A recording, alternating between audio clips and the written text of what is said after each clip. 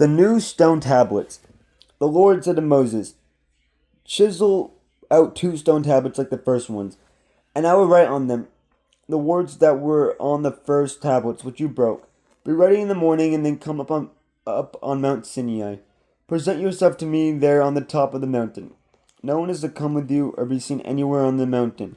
Not even the flocks and herds may graze in front of the mountain. So Moses chiseled out 2 stone tablets like the first ones and went up on Mount Sinai early in the morning, as the Lord had commanded him. And he carried the 2 stone tablets in his hands. Then the Lord came down in the cloud and stood there with him and proclaimed his name, the Lord. And he passed in front of Moses, proclaiming, the Lord, the compassionate and gracious God, slow to anger, abounding in love and faithfulness, maintaining love to thousands, and forgiving wickedness, rebellion, and sin. Yet he does not leave the guilty unpunished. He punishes the children and their children for the sin of the parents to the third and fourth generation. Moses bowed to the ground at once and worshipped. Lord, he said, if I have found favor in your eyes, and let the Lord go with us. All through this is a stiff-necked people. Forgive our wickedness and our sin, and take us as your inheritance.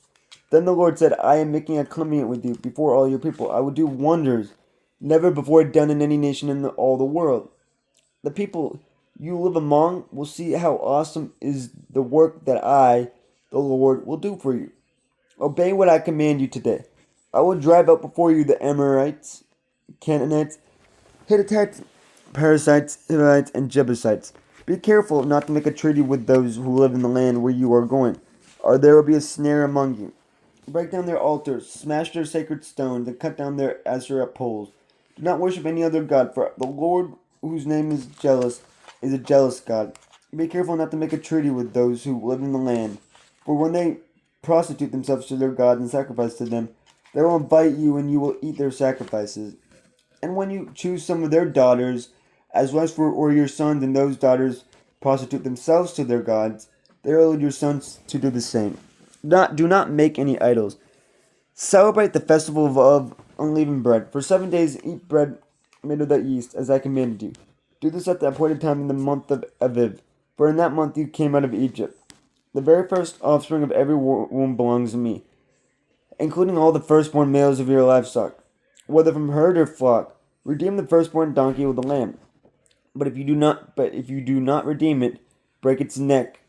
Redeem all your firstborn sons. No one is to appear before me empty-handed. 6 days you shall labor, but on the 7th day you shall rest. Even during the plowing season and harvest you must rest. Celebrate the festival of weeks with the first fruits of the wheat harvest, and the festival of Ingathering at the turn of the year.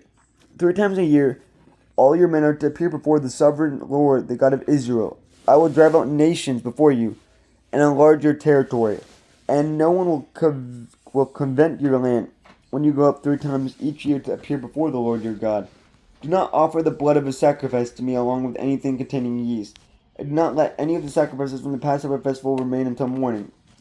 Bring the best of the firstfruits of your soul to the house of the Lord your God. Do not cook a young goat in its mother's milk. Then the Lord said to Moses, write down these words, for in accordance with these words I have made a covenant with you and with Israel. Moses was there with the Lord 40 days and 40 nights, without eating bread or drinking water. And he wrote on the tablets the words of the covenant, the 10 Commandments. The radiant face of Moses. When Moses came down from Mount Sinai with the 2 tablets of the covenant law in his hands, he was not aware that his face was radiant, as he had spoken with the Lord.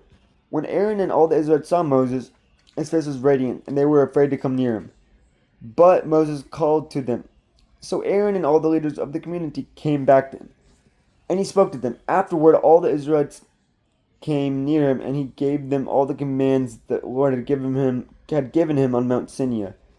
When Moses finished speaking to them, he pulled a veil over his face. But whenever he entered the Lord's presence to speak with him, he removed the veil until he came out. And when he came out and told the Israelites what he had been commanded, they saw that his face was radiant. Then Moses would put the veil back over his face until he went in to speak with the Lord.